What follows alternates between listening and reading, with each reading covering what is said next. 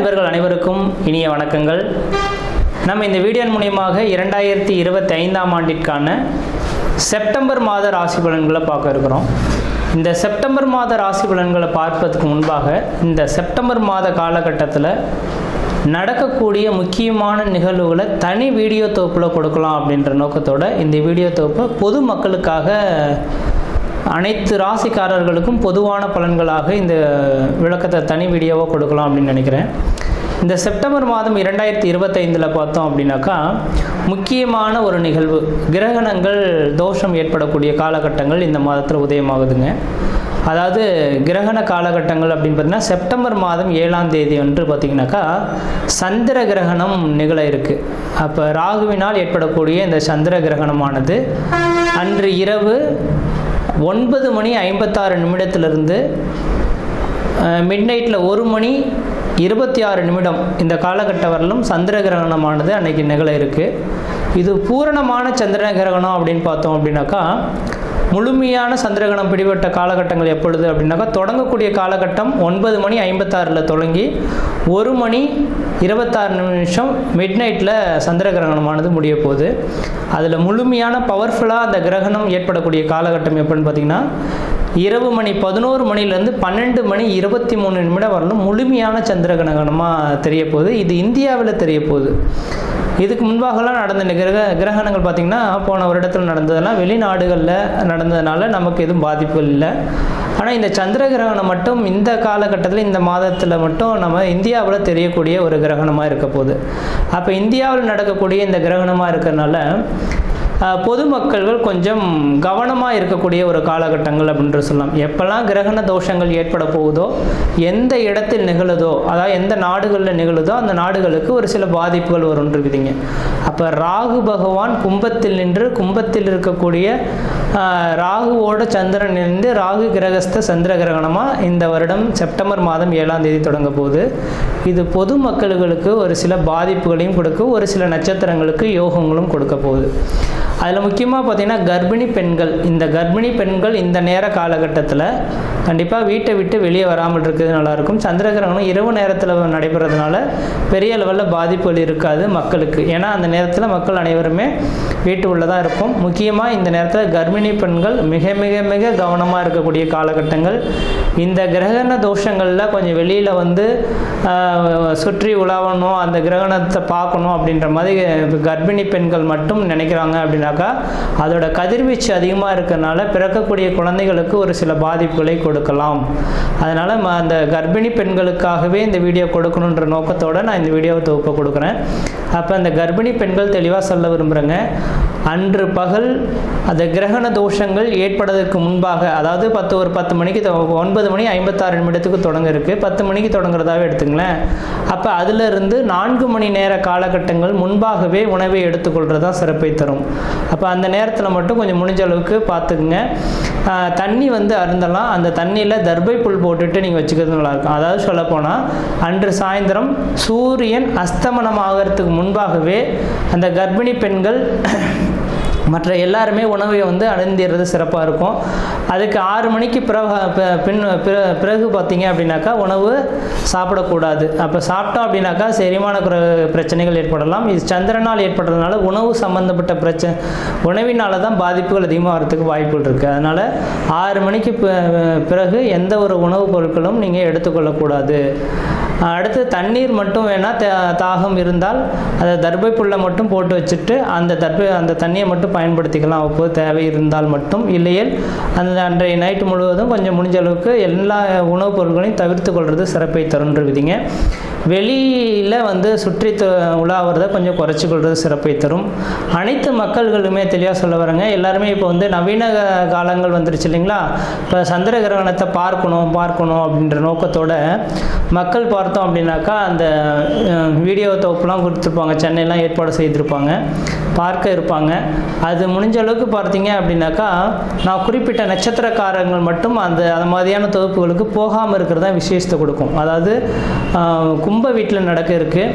இந்த கும்ப வீட்டில் இருக்கக்கூடிய சதயம், பூரட்டாதி, உத்திரட்டாதி சதயம், பூரட்டாதி, உத்திரட்டாதி இந்த 3 நட்சத்திரக்காரர்களும், புனர்பூசம், விஷாகம் மொத்தம் இந்த 5 நட்சத்திரக்காரர்களும் கம்பல்சரி வெளியில் வராமல் இருந்துக்குங்க. கர்ப்பிணி பெண்கள் எப்படி இருக்கணுமோ அதே போல் சதயம், பூரட்டாதி, உத்திரட்டாதி, புனர்பூசம், விஷாகம் இந்த 5 நட்சத்திரக்காரர்களும் கர்ப்பிணி பெண்களும் அந்த நேர காலகட்டத்தில் வெளியில் வராமல் இருக்கிறது தான் சிறப்பை தரும். அவர்களுக்கு முழுமையான அந்த ஏன்னா அதோட அவங்களோட 1-5-9 அதோட கனெக்டிவிட்டியில் தான் இந்த ராகு கிரகஸ்த சந்திர கிரகணமானது தொடங்க இருக்குது. அதனால் இந்த நபர்களுக்கு மட்டும் பாதிப்புகள் அதிகமாக இருக்கும்.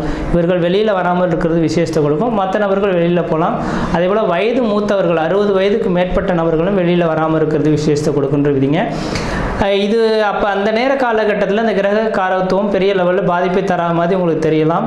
அந்த கிரகண தோஷங்கள் ஏற்பட்டு அடுத்த 40 நாட்களுக்கு பிறகு தான் அதோட பாதிப்புகள் கொஞ்சம் அதிகரிக்கிறத பார்க்க முடியும். இப்போ உடல் ரீதியான தொந்தரவுகளை ஏற்படுத்தலாம். உணவு குழாய் சம்மந்தப்பட்ட பிரச்சனைகள் இந்த நபர்களுக்கு வரலாம். அதனால் கொஞ்சம் கவனமாக இருங்க. இந்த நட்சத்திர நான் சொன்ன இந்த 5 நட்சத்திரக்காரர்களும் மறுநாள் பார்த்தீங்க அப்படின்னாக்கா காலையில் எழுந்து பச்சை தண்ணியில் குளிச்சுட்டு விநாயகர் கோயிலுக்கு போயிட்டு அர்ச்சனை பண்ணிட்டு வர்றது விசேஷத்தை கொடுக்குங்க. ஏன்னா ராகு கேதுவின் கண்ட்ரோலை பண்ணக்கூடிய சக்தி விநாயகர் பெருமானுக்கு மட்டுமே உண்டு.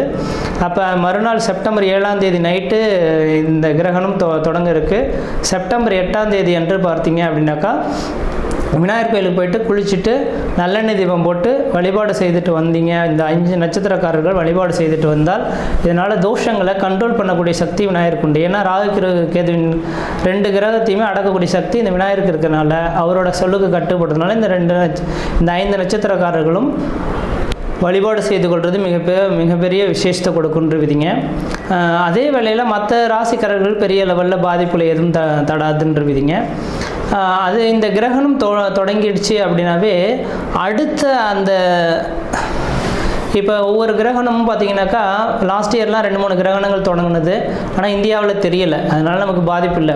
அப்போ எந்த நாடுகளில் கிரகணம் ஏற்படுதோ அந்த நாடுகள் கிரகணம் தொடங்கி அடுத்த கிரகண தோஷங்கள் உண்டாகக்கூடிய காலகட்டம் வரலும் ஒரு சில பாதிப்புகளை கொடுக்கும்.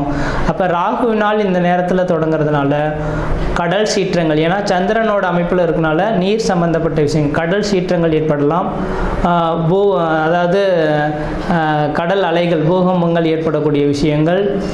அதே போல் பார்த்திங்கனாக்கா அந்த நெருப்பினால் பாதிப்பு, விமான விபத்துக்கள், இது மாதிரியான ஒரு சில பாதிப்புகள் ஏற்படுத்துறதுக்கான வாய்ப்புகள் உண்டு. மக்கள் அதுக்கு பின்னர் பார்த்தீங்க அப்படின்னாக்கா முக்கியமாக அடுத்ததாக மழை காலங்களும் தொடங்க இருக்குது இல்லைங்களா.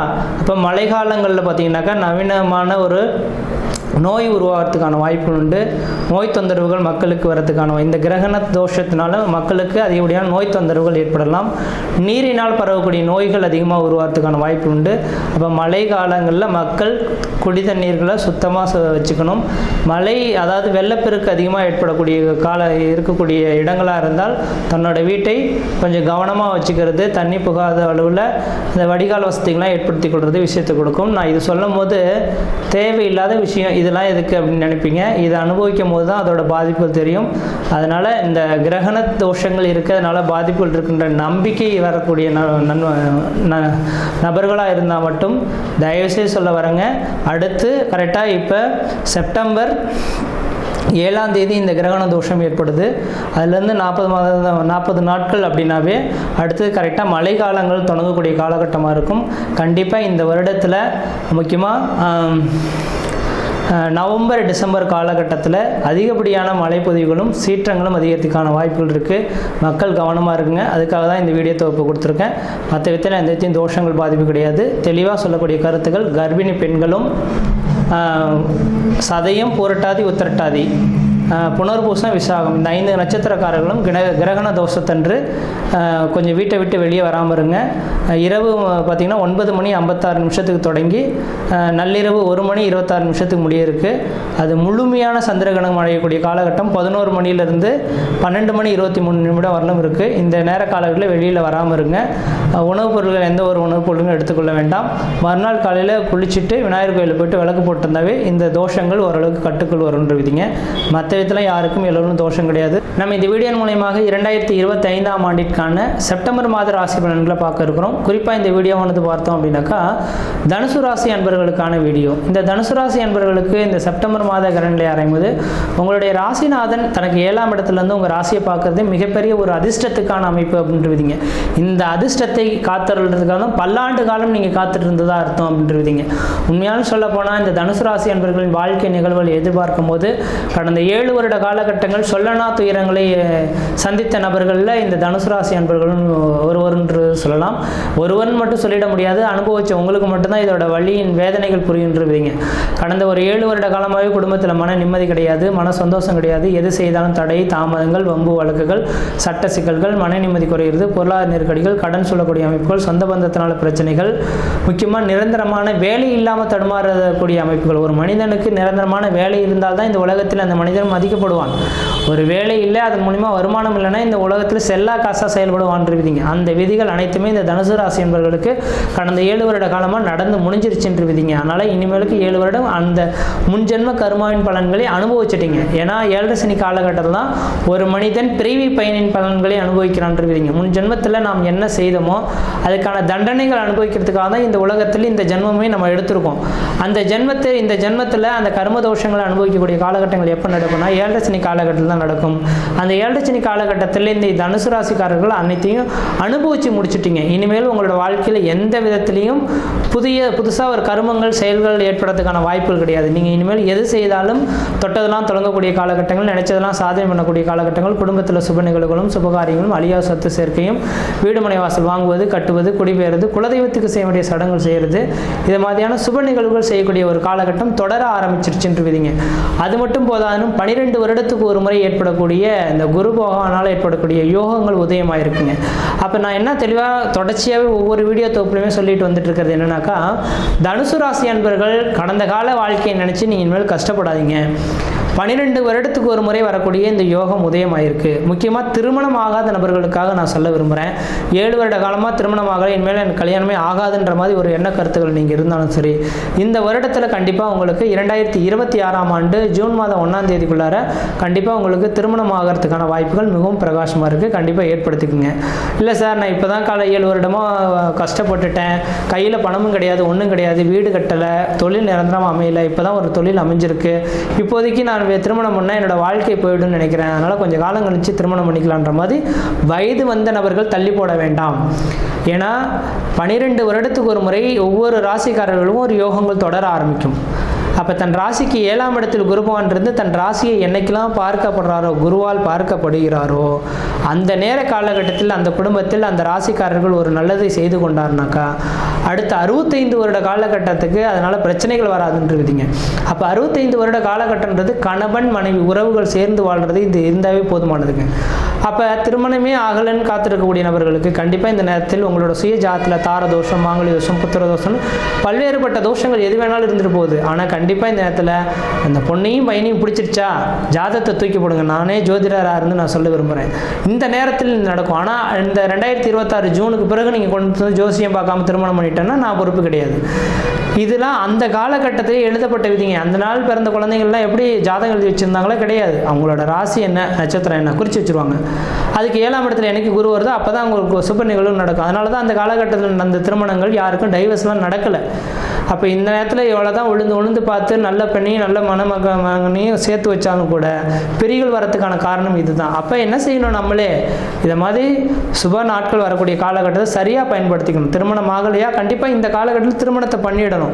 ஓகே, திருமணம் ஆயிடுச்சா, குழந்தை பேருக்காக காத்துட்ருக்கோமா? ஒரு சிலர்லாம் சொல்கிறாங்க குழந்தை பேர் இன்னும் 4 வருடம் தள்ளி போகலான்னு இருக்கோம் சார். கண்டிப்பாக கூட இந்த நேரத்தில் ஒரு கருத்து உதயம் ஆயிடுச்சு அப்படின்னாக்கா அந்த செல்வத்தினால, குழந்தை செல்வத்தினால உங்களோட பேர் புகழ் கௌரவம் உருவாகக்கூடிய காலகட்டம் உருவாகும். அதே போல் வீடுமனை வாசல் வாங்கணும் கட்டணும்னு நினைக்கிறீங்களா, யோசிக்கவே வேண்டாம். உங்களுக்கு கையில் பணம் சொற்ப பணமாக இருக்கா, இப்போதைக்கு ஒரு மூர்த்தத்தை போட்டு வீடு ஒரு கடக்கால் போட்டு எடுத்து வச்சுருங்க. அந்த வீடு பாருங்கள் பல்லாண்டுகள் ஒரு 65 வருஷத்துக்கு அந்த குடும்பத்தில் சுபநிகழ்வுகளாகவே நடக்கிறத பார்க்க முடியும். அந்த குடும்பத்தில் நிம்மதியாக வாழ்கிறத பார்க்க முடியும், சண்டை சச்சரவு இல்லாமல் பார்க்கறது முடியும். அப்போ இந்த மாதிரியான யோகங்கள் உருவாகினால இந்த தனுசு ராசிக்காரர்கள் தெளிவாக சொல்ல விரும்புகிறேன், உங்கள் குடும்பத்தில் ஏதோ ஒரு சுப நிகழ்வுகளை இந்த மாதத்தில் கம்பல்சரி ஏற்படுத்திக்கிங்க. அப்படி விட்டாலும் 2026 ஜூனுக்குள்ளார ஒரு நல்ல சுப நிகழ்வுகளை ஏற்படுத்திக் கொள்ளுங்கள். திருமணமாகாத நபர்கள் கண்டிப்பாக திருமணம் ஆக போகுது. குழந்தை இல்லாத நபர்கள் குழந்தை உருவாக போகுது.